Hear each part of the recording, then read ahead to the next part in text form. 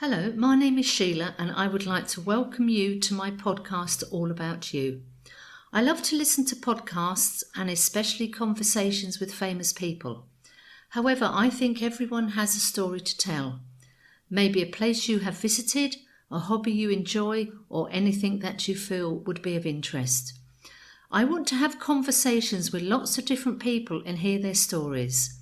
So if you have a story to tell, please contact me on my email allaboutyoupodcast@yahoo.com.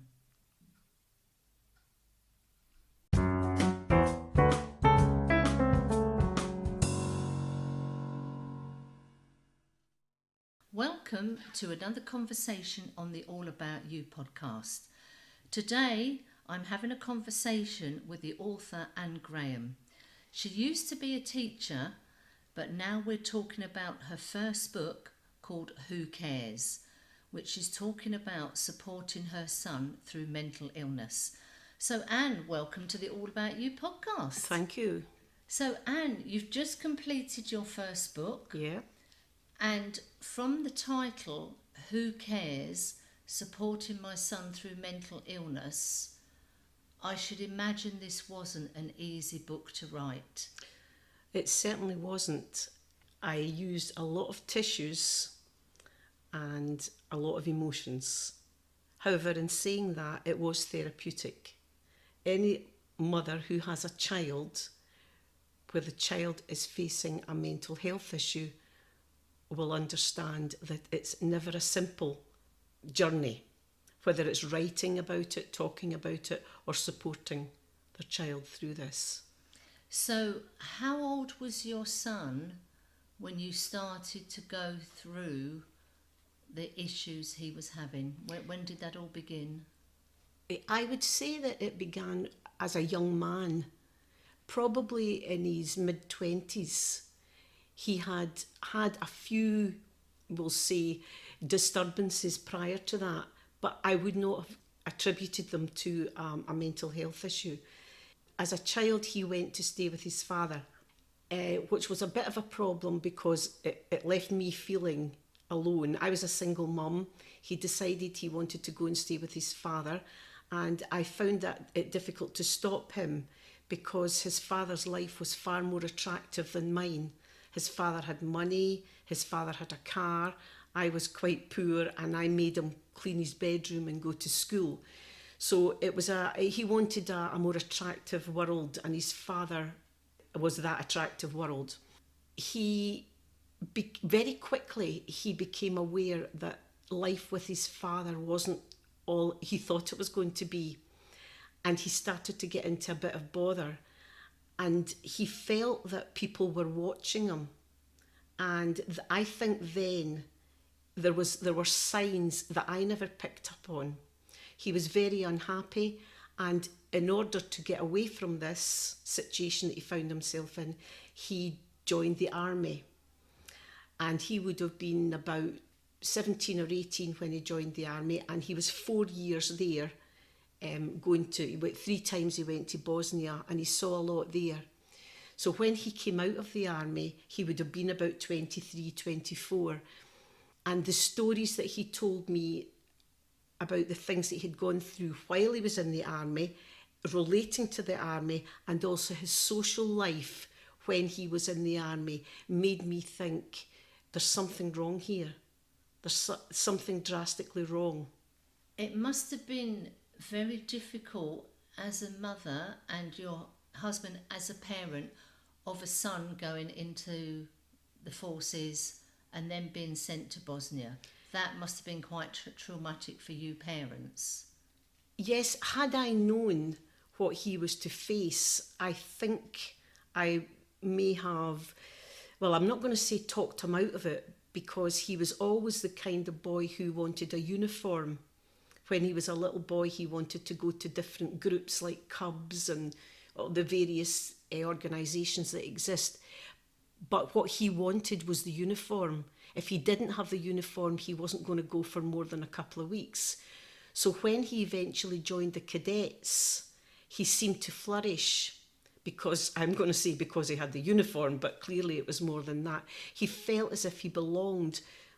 So when he went to the army, that was a continuation of the cadets. But unfortunately, he was, well, and not unfortunately, the army was this chosen career. But it's hard.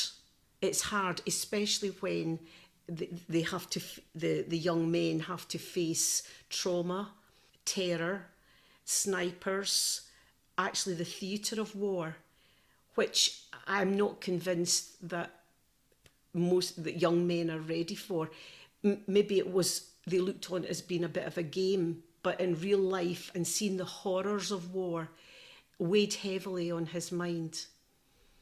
So it sounds as if the uniform was really showing, I belong to this group, I belong to this tribe of people, and that's what he was longing for, maybe the belonging to something. Yes, because clearly he didn't feel as if he belonged to me when, well, he would be belonged to me, but he didn't feel that I was giving him everything that I could have done. Partly there is a problem there because if there's only one parent looking after a child, then that clearly they don't get the support of the parents. And my relationship with my ex-husband wasn't great, so there was conflict there. And as it like any other young boy, that the life his father led was attractive, and so he needed to belong somewhere. And I learned that when he was first in the army, the first night that he went there, he joined his group, and they all were sectioned off, groups of 6, I believe, and he was an extra one. For some reason the admin had got it wrong. He was the extra one, and without much explanation they marched him off to a barracks on his own. So the first night he was in the army, he spent that alone. He spent the night alone without being able to link or merge or socialise with all the new recruits. And he told me that he lay in his bed wondering if he'd made a mistake. But the next day everything was sorted out, and he got together with all the other young guys that were feeling, oh, so excited, I can't wait, I'm a soldier now.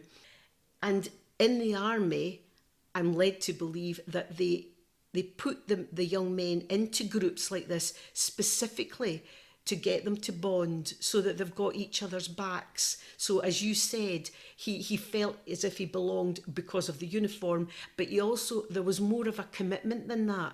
They were told, really, we are your family now, you have no other family. Well, not you don't have a family, but we're your family, we're here, we're the here and now, so you've got to look out for each other. So that, in a way, that was actually giving him the stability that probably he had looked for, so that when he came out of the army, he made a mistake, which is explained in the book.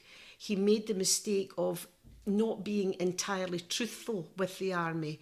They asked him where he was going to live, and he felt by that time there was a few things had happened to create a bit of uncertainty in his mind and think that everybody was against him, and he thought if he told the truth, they would put obstacles in his way. And the truth was that he wanted to stay in Germany. He loved Germany. I think he liked the German girls, but he liked Germany. But however, he said to them, I'm going back home to the UK.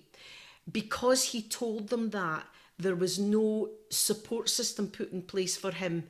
If he had told the army that's where he was going to stay in Germany, they would have jumped through hoops to get him the proper paperwork, point him in the right direction. And I don't know what else they would have done for him. Probably got interviews arranged for him or some kind of social support. He never. So he was coming out of 3 tours of Bosnia, didn't belong anymore, and in a country where, although he knew the language, it was street language he knew, he found it difficult to complete the different forms that was needed in a foreign country, obviously. He depended a lot on friends. Now, that kind of support only lasts for a short while, because they were all young guys trying to make their way in lives, or meet a girl, have fun, try to get a job. In the army, my son had been a PTI instructor only for a short while. He learned to drive in the army and he used a gun. Well, there's not many jobs are looking for these kind of qualifications. So the upshot was he got the kind of jobs that were low paid, insecure. He would be the last in and the first out. Something surrounded him, like everybody's against me. I can't get the good job. I can't earn the money. I can't get a house because I don't have a job. So partly I think his condition was exacerbated by his communication or lack of communication with the others. And eventually he exhausted all avenues because of his attitude, because he was what we call sofa surfing, and the friends couldn't support him anymore in Germany. So what happened next? He then came back to the parental home? No, not exactly. He stayed in Germany for quite a while, although he did try to come back. He decided he would come back to the UK to visit and, I suppose, try to be part of the family. But by this time he had developed, I would call it a post-traumatic stress. And he came back to visit now and again. It was sporadic. He became unsettled in Germany, so he left. He came back to the UK.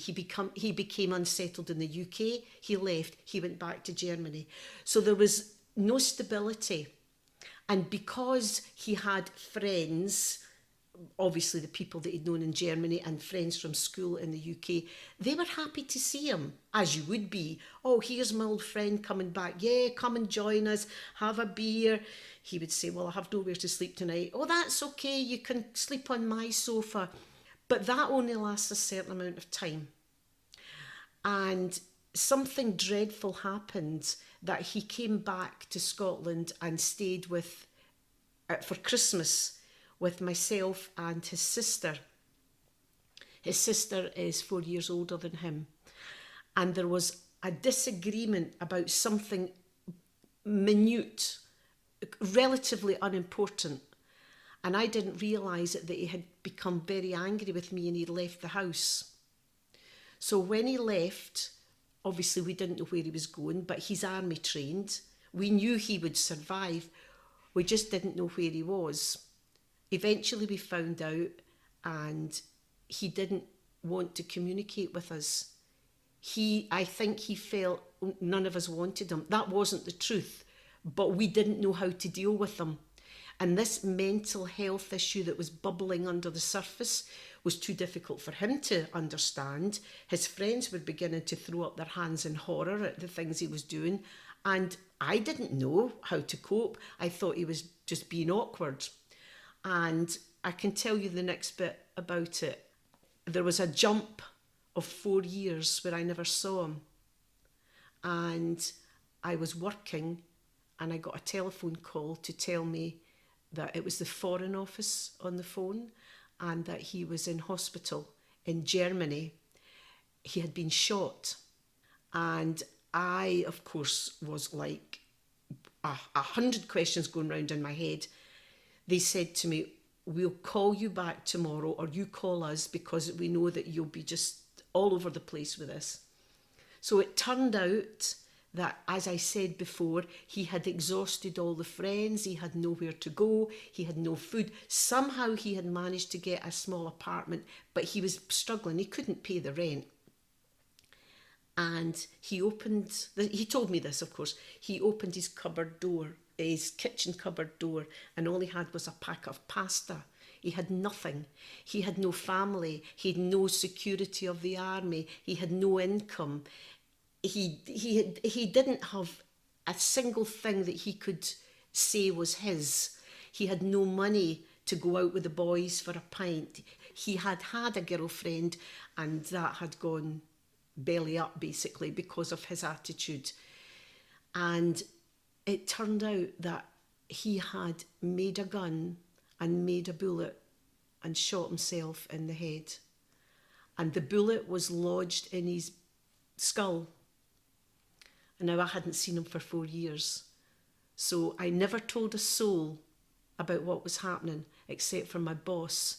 And I got on a flight and went to Germany and saw him in the hospital. And it went from there.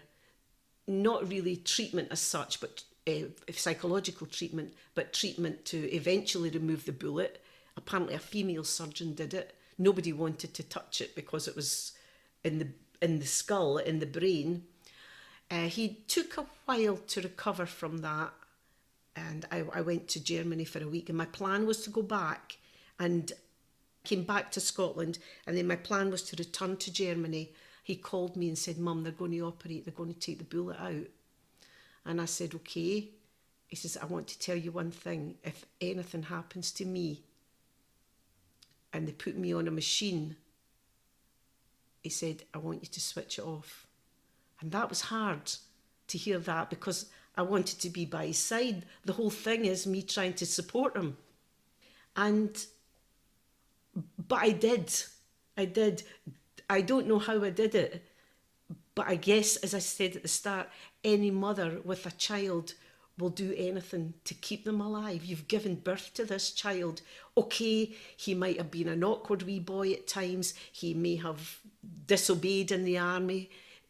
All the different things that go wrong in a young person's life. But here he was at that time, 27 years old, lying in a hospital in Germany with a bullet in his head. And from there on, that's when I really had to do the supporting to bring him back to Scotland, to put in place the services that were needed, doctors, psychiatrists, social workers, trying to find out about accommodation for him. Now, don't get me wrong, I could have provided a lot for him, but I wasn't sure that was the answer. I felt that my role was to show him the best that I knew of what way you can survive in this world. However, I didn't realise the depth of the mental health issue that he had. So it was difficult to write about it, to answer your question. I'm speechless. I'm absolutely speechless. I'm laughing and it's not funny, but it is incredible when I speak about it. It's like, was this really us that it happened to? You've been through the situation, you've written pages about the situation in the book, and now you're telling me the story of what you have gone through.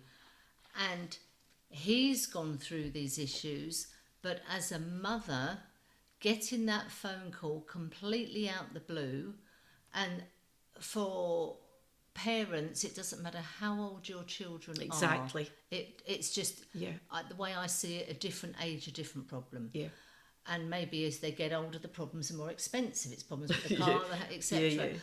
But for a mother, having to try and do the best for him, and let's face it, as a mother, you've got limited resources. I mean, you can phone all these people and there's only so much you can do on the practical day-to-day. But when it comes to actually addressing the mental issues, that's when you've got to bring in the professionals. Well, that was another side to the story.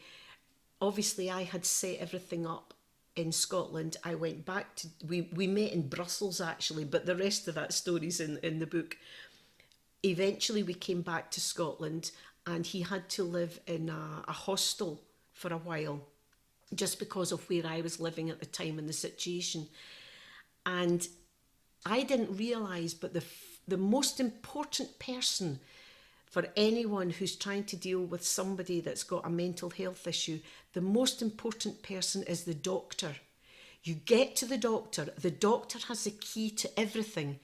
You don't go to the bank and ask for money. You don't stand at the door of the house and office demanding that my child gets a flat. You've got to go to the key person. And I found out that the key person was the GP, the local GP. And I actually made an appointment to go to see him before I brought my son back. I saw every single professional because I wanted them to know that I'm here to support my son, but I'm also here to support you in what you want to do for him. I don't want him to be in a situation where he's running away from it all, and I don't know what has he said to you? Why are you feeling like this? I want to support the professionals in their job.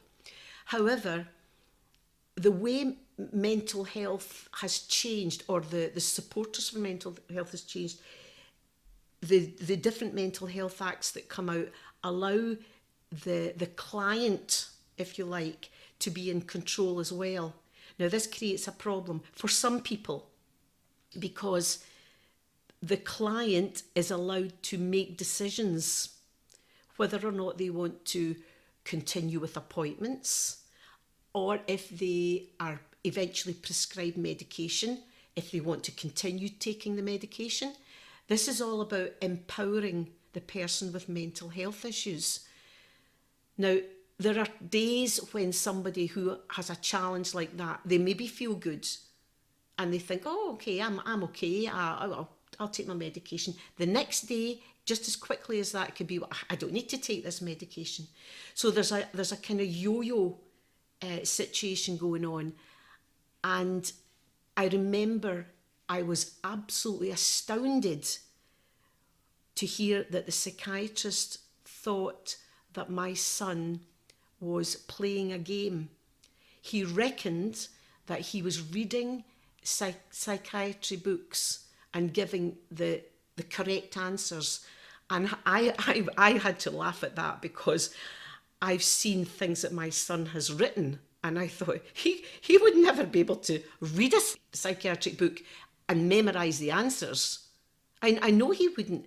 So he was clearly a textbook case, but they felt this was bizarre.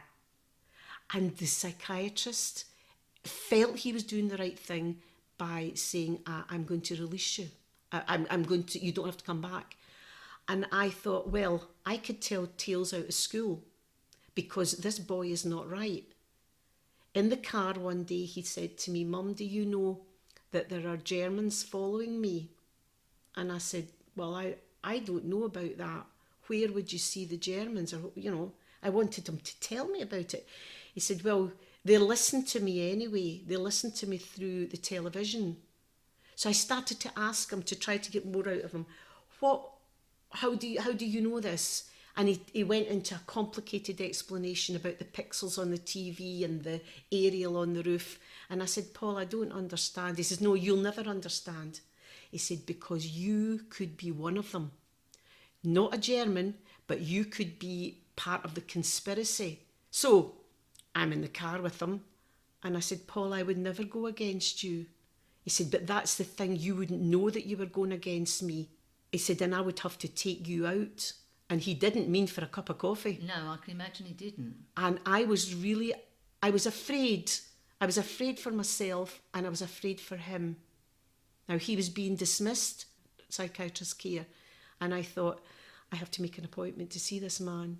And I did. And I know, because of patient confidentiality, he couldn't tell me anything. But I said, but I'm going to tell you something.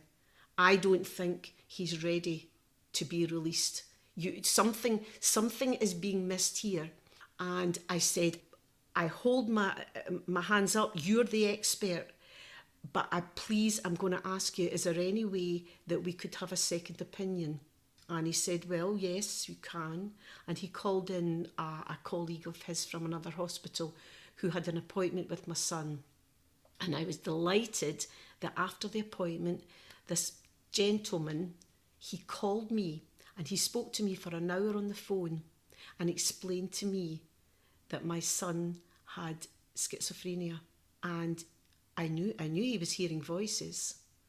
And I said to the psychiatrist, he tells me he hears voices. Does he really? And he said, yes, he hears voices and he is prepared to act on them.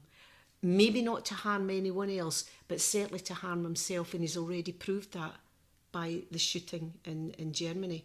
So part of the reason that prompted me to put pen to paper, if you like, was because I felt that there was a lack of understanding of what people are going through when somebody in the family has a mental health issue.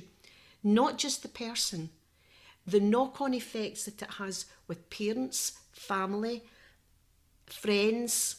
Some of my friends were frightened of him.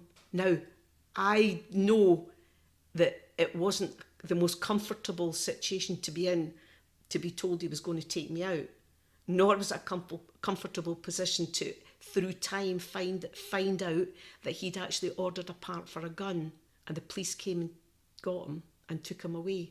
So I got him back to treatment, he was taking his medication, and he still ordered a part for a gun, and he was taken away and spent a long time in Scotland's one and only state mental hospital. The thing I'm thinking about while you've been talking here, Anne, is you come across to me as an extremely strong, capable woman. Apart from the fact you're the mother, but you are determined, you're let's get to the bottom of this, I'm prepared to make all the phone calls, and you are absolutely right, as in the doctor is the key. Get the doctor on your side, and as you say, all these doors open. But for you, you were very, very strong. You're determined, you're creative, you're standing your ground. Okay, this is what the first psychiatrist has said. I'm not happy with that decision. Let's get a second one. Thankfully, you did. If somebody, or if you weren't as strong and as determined and organised as you are, this whole situation could have been very, very different. Exactly. Very, very different. Yeah. And as you say, your son is the centre of this, but it's the family, it's the friends. They're all pulled into this scenario as such. Pulled in or pushed away, because a lot of my family told me that they didn't want to see him, that he should be locked up, that he would take all my money and all my energy. Now, that's true, and I know that parents can't always be in a situation to support their child through, I think this is quite a difficult situation. As you said, if their car breaks down or something, yeah, okay, that's a one-off. This was going to be a lifetime. This is a lifetime of support. When all this happened, because it happened over a period of a few years, I was in a very unique position and I was able to support him. I lived on my own. I had no other family commitments. Okay, I had my family, but I had no children around. I didn't have somebody breathing down my neck saying, "Oh, leave him alone." Yes, people did say that to me, but I thought, I'm not going to say anything. Because I didn't know there might have come a time when I too was exhausted and thought, I can't do this anymore. But thankfully, he was given a choice of medication after he was taken away to the state mental hospital. And that, I won't go into that just now because it's an interesting part of what happened in the story. But suffice to say that he was brought back to where I lived, in my hometown, and he changed medication and he began to lead a full life. It was lovely to see that everything had been balanced out. I could have walked away from that situation at the drop of a hat, and I didn't.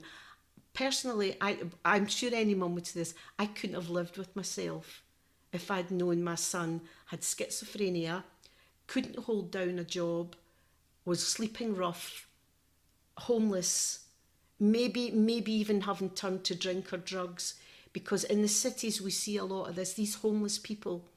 And in actual fact, they have had good jobs at one time, maybe even been in the army. I think a lot of them have been in the army and they don't know how to connect without that support.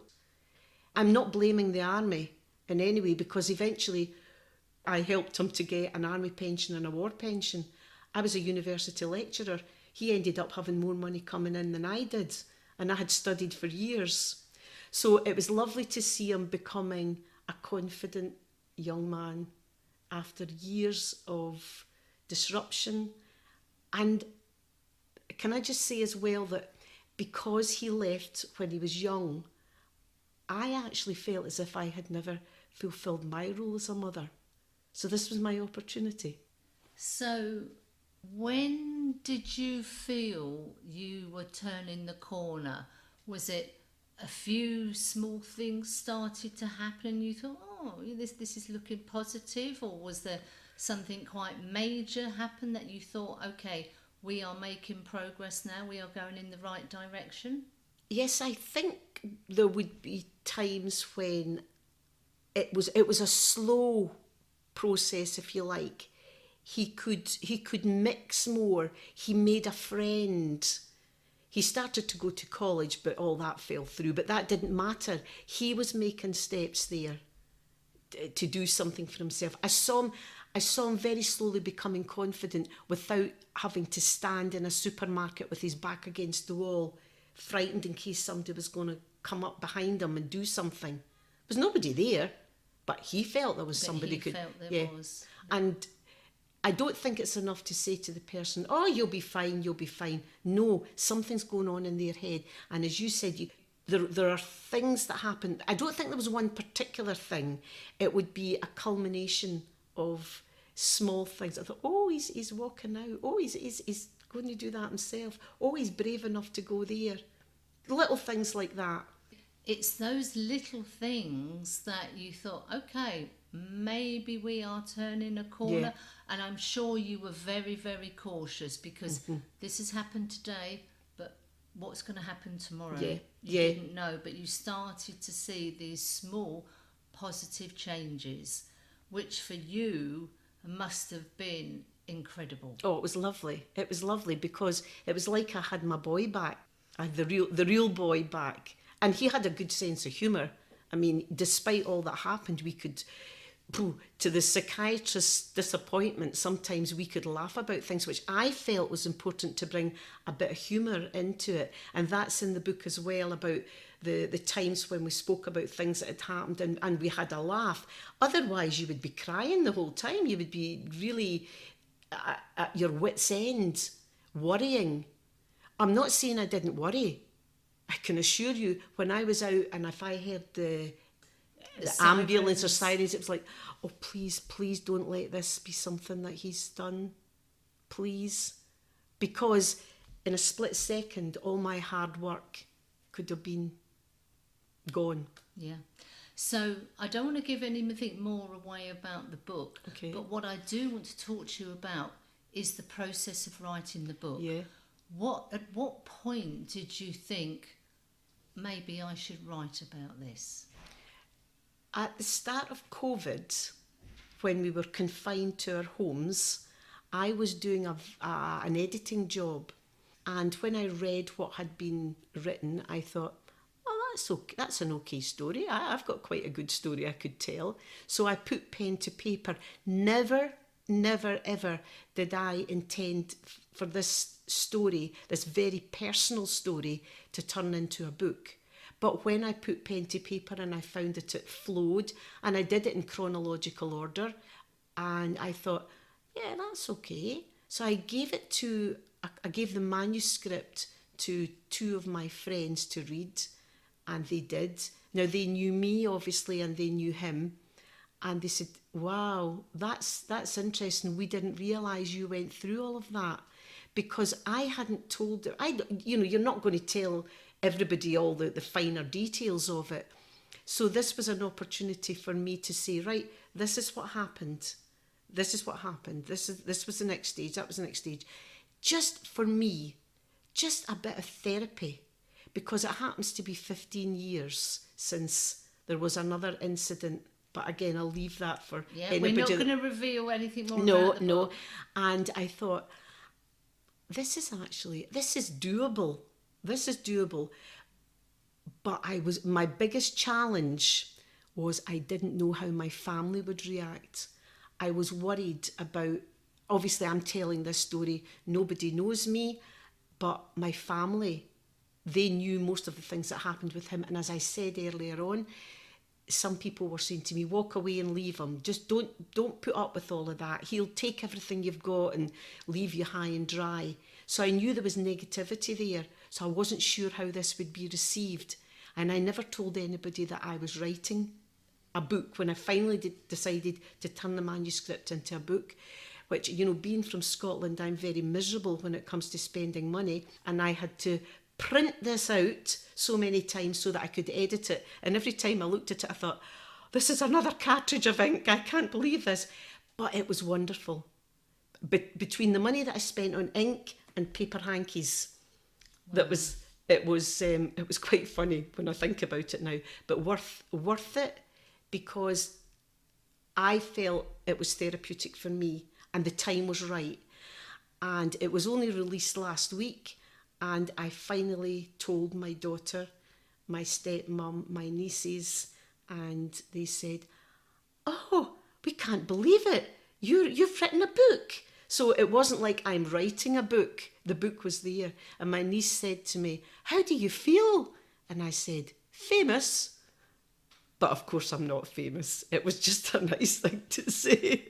So, Anne, you started writing this during COVID. Yes. So how long in total did it take you to write the book? Probably between 5 to 6 months, which is actually very quick compared with what I hear other people, the length of time other people have taken. But remember, I was confined. I was in the house, and and once I started, it was good because, as I say, I didn't expect it to be anything that anybody else would read.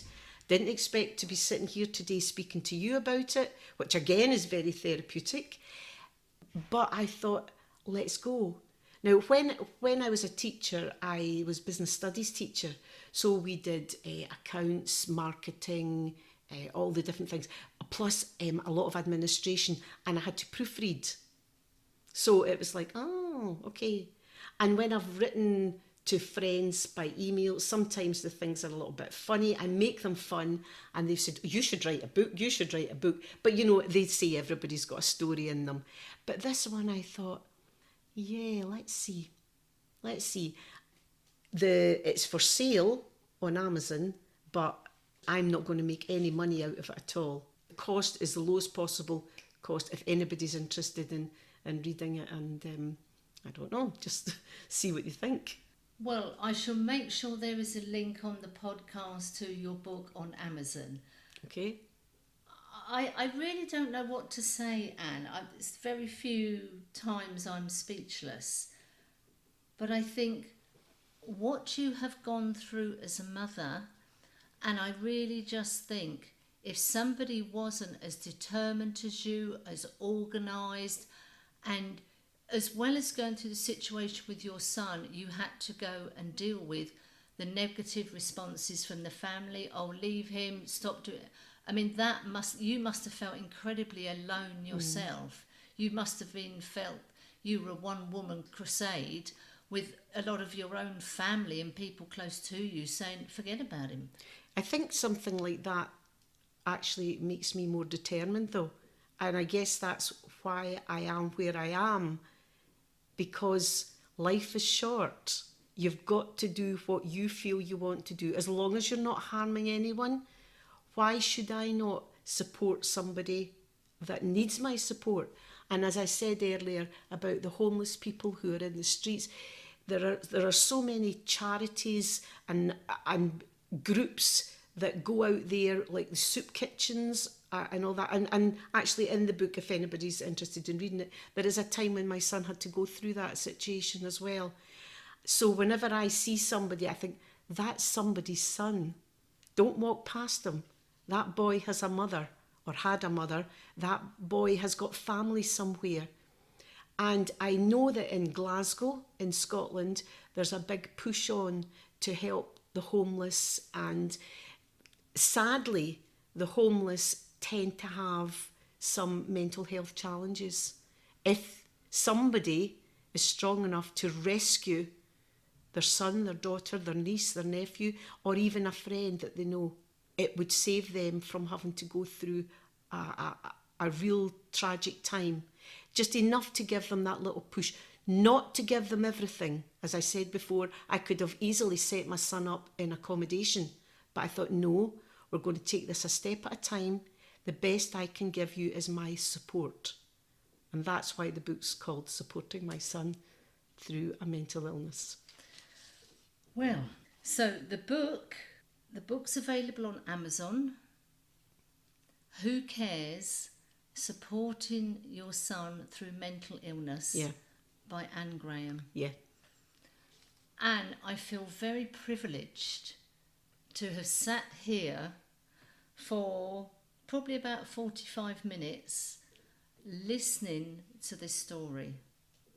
And I just think you are an incredible mother, an incredibly strong, determined, organised, focused on what you're going to do, having to make a very lot of difficult decisions on your own. You are fighting your way through the sort of legalities and the process of trying to get the right help for your son. And can I just say thank you very much for giving me the privilege of hearing. We're both in tears. Let's just say we are both in tears. But thank you for giving me the privilege of hearing your story. Well, thank you for listening. Right, I'm going to turn the microphone off now because I think we both need to get a Kleenex.